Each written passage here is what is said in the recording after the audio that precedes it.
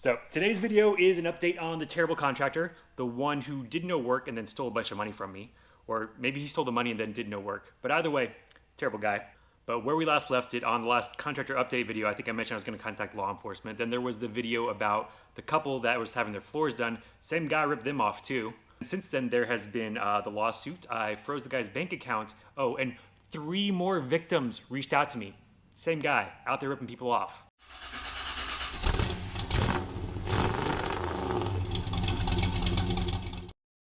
So quick recap for anybody who's new or anybody who's forgotten. We hired an architect to design the garage I'm actually in right now. And so he designed that, but then after that you have to get a contractor to actually do the work, right? So the architect recommended a guy, but he's like, just don't take my word for it. Go get a few different contractors, a few different bids, pick who works for you.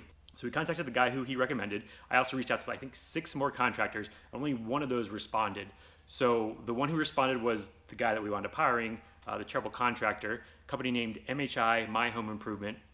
Guy came out, gave him the plans, he looked over the site, and he gave us a bid. The other contractor, the one that the architect recommended, he came out with the site too. He was kind of slow to get back to us, didn't seem that responsive, and really not that interested in the work. So we went with the guy who seemed super excited about the work and wanted to do the job starting 2 weeks later. There's a reason he was so eager to start the job. So to get started, the first red flag was probably he requested $45,000 to get started, and I thought, he needs materials, whatever. I'm gonna have to pay the money at some point anyways. Let's just get it over with. So we made the mistake of giving him money. So learn right there: no work, no materials, no money. And they came out, and there's a 1-car garage that was structurally unsafe, so they tore that down. But that's really the only work they ever did. There were 2 trees that needed to come down, so he actually subbed that out. Some tree guys came, took down the trees, and after that he asked for more money. He was like, hey, they came, took down the trees, you need to pay me for the trees. I thought that should have been included in his initial bid, but we went ahead and paid it anyway, so now we're up to almost $60,000. I think it was $58,000. And so Mike, the guy, he then comes back, and so the garage is down, the trees are down, and he's like, we need to remove the foundation for the garage. I'm like, okay, I already paid you for garage demo, finish demoing the garage, get the foundation up. He's like, oh, no. That's gonna be more money. And the next day he sends me another invoice for $7,900 to remove a 1-car garage foundation.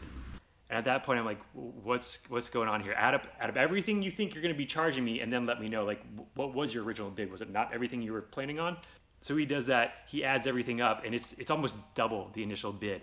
Concrete beams, those are the extra trenches that go around the perimeter of the garage and kind of through it to add support for the building. He didn't know that when you built a building, it needed beams going around to provide support. He didn't know you couldn't just build a building on top of a driveway. He had no idea. So that's extra. An extra $18,000 for concrete beams, when his original estimate for concrete was, surprisingly, $18,000. He also wants to prepare the ground with 106 cubic yards of dirt for $6,000. Now, I don't know if y'all know how much a cubic yard of dirt is, but I know I can fit 1 cubic yard in the back of my pickup truck. Did a little research, turns out those big semi-trucks that you see with those side dirt dumping trailers on them, one of those can hold up to 24 cubic yards of dirt. So he wanted to bring in 4.5 semi-trucks worth of dirt. Where is that gonna go? And at that point, I'm like, what? No, something's wrong here. So I actually contact the contractor we didn't hire, tell him what's going on. He's like, yeah, either this guy doesn't know what he's doing or he's a crook and he's trying to rip you off. So at that point, I'm like, time to cut ties. So this contractor, Mike, he has $58,000 of my dollars, and he has done $10,000 worth of work according to his own estimates. So I'm like, hey, keep $10,000, give me the rest back. And he's like, oh, no, we did way more work than that. So I'm like, why don't you tell me what you think you've earned? And he goes back, does some calculations, and he's like, you know what? Turns out that you owe me money. I owe him money because he did more than $58,000 worth of work to take down a 1-car garage and 2 trees. And he's like, but you know what? Let's just call it even. What? So at that point, I was like, no, we need to take it up to the next level. So we engaged an attorney, we sent him a demand letter, and he did nothing. He chose to ignore it. So then we started down the road of suing him. As part of that process, the attorney encouraged us to leave some, truthful reviews on Google, Yelp, those sort of places. So we did that. He ultimately responded to a Google review. It was just some crazy stuff. but he did not respond to the demand letter. So then we sued him. We filed a complaint against him in court, and he did not respond to that. So while we're working our way through the court system, I was doing a few other things too. I contacted the BBB to file a complaint, the Better Business Bureau. So if you don't know, if you're dealing with a contractor who is an accredited BBB member, they are required to agree to binding arbitration with the BBB and the unsatisfied consumer. So had I known that, maybe we wouldn't have gone the court route at first, because it costs money. But in the end, it didn't really matter anyways, because Mike, whose name I later learned was Mustafa, like this guy changed his name. He started a new business, like probably because he had problems in the past. But he responded to the BBB a few times and then I guess stopped responding. So what they do if you don't agree to binding arbitration is they take away your accreditation. So that's kind of, I guess, one good thing that's come out of this. It's strange though. So he is no longer M.H.I, is no longer BBB accredited, but they still have an A+ rating. I asked the guy what was up with that, and then he stopped responding to me. So there's that, but you can see my complaint out there on the BBB website. And the couple who got ripped off for the floors, they filed a complaint too, but theirs isn't out there for some reason. Not sure why that is, but there should be more strikes against this guy on the BBB site. Another thing I was doing, the attorney encouraged me to contact law enforcement. So we have a Fort Worth address, contacted the City of Fort Worth Police Department. They're like, yeah, this sounds terrible. We're going to look into it. And then they get back to me and they're like, you know what? Turns out you have a Fort Worth address, but you're not within Fort Worth city limits. And I was like, yeah, but the contractor, his office is in the City of Fort Worth. And like, sorry, the crime occurred outside of Fort Worth city limits. There's nothing we can do. Contact your county sheriff. So I did. I contacted the county sheriff, and they said, that's a contract matter. We're not going to deal with that. So kind of got left in the dust on the law enforcement part. So another thing that happened about this time is that couple who got ripped off for their floors, real quick, their story again, if you don't remember, they paid Mike $10,000 to come rip up their floors. He came and ripped it up, kind of similar to us, ripped stuff up, and then he said he needed more money. And they're like, well, we don't want to give you any more money. He's like, I have to buy the wood to put down your new floors. And so they said, fine. They give him another $8,000, and then he didn't do any more work.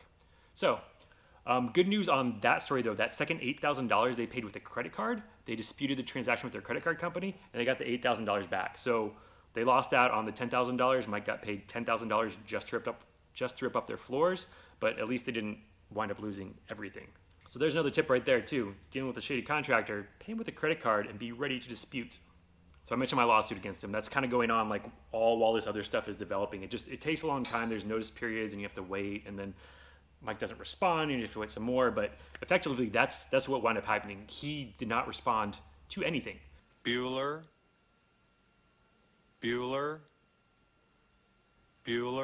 So what happens in that situation is you lose if you don't respond. So we won the lawsuit against Mike and M.H.I. We named both of them in the lawsuit. So Mike, the amount he stole from us was about $50,000, but you take that, you add on attorney's fees and the cost to hire a replacement contractor, all that sort of stuff. And so we got a judgment against him for $80,000. Now that sounds great, but what that does is it gives you a piece of paper that says someone else owes you $80,000. And then you got to go and chase the money. So there's a few different things you can do, and one of the things that we did is you can file what's called an abstract of judgment. So that lets basically the world know that somebody owes you money. So you're like the first in line creditor, and now if anybody ever tries to go and give Mike or M.H.I financing, things going to pop up and say, hey, he owes Steven $80,000. You probably shouldn't give him financing. So there's that. Also, if you remember one of the videos, I was like, I have this guy's social, his address, his date of birth. What can I do with that information? Well, it turns out I also got his bank account information. So actually, I'm getting ahead of myself. So I mentioned the Google reviews earlier, right? So that's how people have been finding me. You go to the Google review, there's my terrible review, and you can find ways to contact me. So since that last video where the couple got ripped off with the floors, 3 other people have reached out to me about bad experiences with this same contractor. Some of them have asked to remain anonymous because this guy threatens to sue everyone. So one couple, he actually came out and did some small jobs for them, and they were considering hiring him for like a big home renovation. And so one of the first parts of that, they gave him a deposit for some work. And then Mike went on vacation and just, he never showed up again. He never responded. They wound up having to hire somebody else to do the work, but he took some of their money. Another couple, they were having some work done on his house, and this one, he subbed a lot of it out, and so the work was actually getting done, but then there was a problem with some of the work, and Mike was due for some money. And so they said, hey, before we give you more money, can you come fix this problem? And then, we'll give you whatever you're owed. And he was like, no.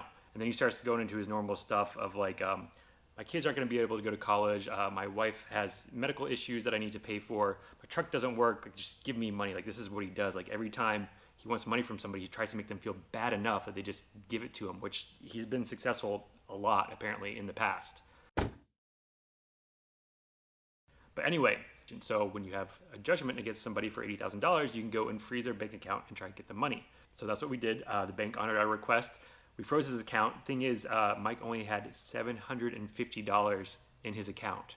So actually, the bank, they kept that for their troubles because they spent more than $750 on attorney's fees to respond to my seizure of his bank account. So if you're not new to the channel, you know that whenever we fail at something, we drink a pickle beer because we failed. And today I'm going to be drinking a very special pickle beer. So when Alan and Mr. Nobody were over here helping with the drywall, I would occasionally hear them on the lift giggling like little schoolgirls. And I was like, what are you guys doing? They just giggled some more. But one of the things they did apparently was put this very special pickle beer up here for a very special occasion, and I think freezing somebody's bank account and not getting anything is worth it.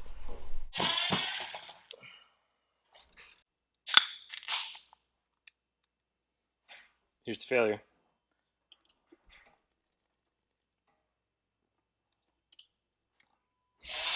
So bad. So even though I have to drink this terrible pickle beer, it's not all entirely bad news. So I mentioned the BBB thing, right? So now he's no longer accredited. Who really knows what that means anyways? He's still A+ rated. Don't like that. But if you remember, one of the big things this guy apparently cared about was his Google reviews, because every time he got fired from a job, he would go out to Google and leave himself 5-star reviews of his company. So at some point he had I think almost 200 5-star reviews. And you go out there and he has a 5-star rating. And so when you're looking around to hire a contractor, that's one of the things you look at. And so it came to our attention that all these reviews were fake. They were all him just pumping up his own business on Google. And so I asked for y'all's help and I went through myself and reported all those reviews. And it took a while, but eventually they all came down. So now he's down to a 3.8 star rating, which if I saw that, I would second guess if I was gonna hire him. Oh, and those reviews were so convincing that one of those other victims, they saw my review, my negative review, and they're like, oh, one really bad review out of these hundreds of 5-star reviews, it's gotta be a one-off. It's gotta be something crazy. But no, it was the one real review on there. His website is also gone now. He used to have, just a web page about M.H.I home improvement with pictures of jobs he'd done and stuff like that. It's just gone. It doesn't exist anymore. There's a good chance he just didn't pay his internet bill. That's entirely possible. There's also a chance he's starting another third company and M.H.I is just gone. I don't know.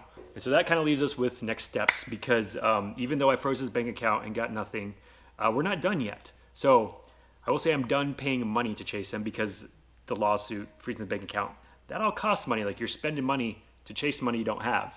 So I'm kind of done doing that. So one of the other victims I mentioned, turns out they have a friend at the local DA's office. So we're gonna try and work through that person and see if we can get them to make a criminal case, the DA, make a criminal case against this guy. Because the amount of money he's stolen, just mine, it's a felony in Texas. So something could happen there. But then also just to kind of make this guy's life miserable. I mean, it'd be great to get the money back, but so my judgment against him is good for 10 years. And so what I can do is hire a collection agency. So this will be, a collection agency that, if they get money, then you get money, that sort of thing. Otherwise, they're doing the work for free. So if y'all have any suggestions, if you've used a collection agency before, somebody who works for one, who wants to refer me to your favorite collection agency, I am in the market for someone who will hound after this guy day and night. I know there's debt collection laws in every state. And so if it says you can only knock on somebody's door 3 times a day, I want a collection agency who's gonna go out there, knock 3 times, and then sit on the front porch until he gets home. So that's kind of it. I'm gonna finish this pickle beer, I guess. So I think that's gonna be it for the terrible contractor update videos, unless something really monumental happens, I get some money back or he goes to jail or something. And honestly, I hope both of those happen. So until next time, I hope somebody learned something from this, dealing with contractors. I hope we've done some good so nobody else falls victim to Mike, Mustafa, whatever his name is these days. But until next time, I'm going to take my zip-tied pickle beer and drink my shame. See you later.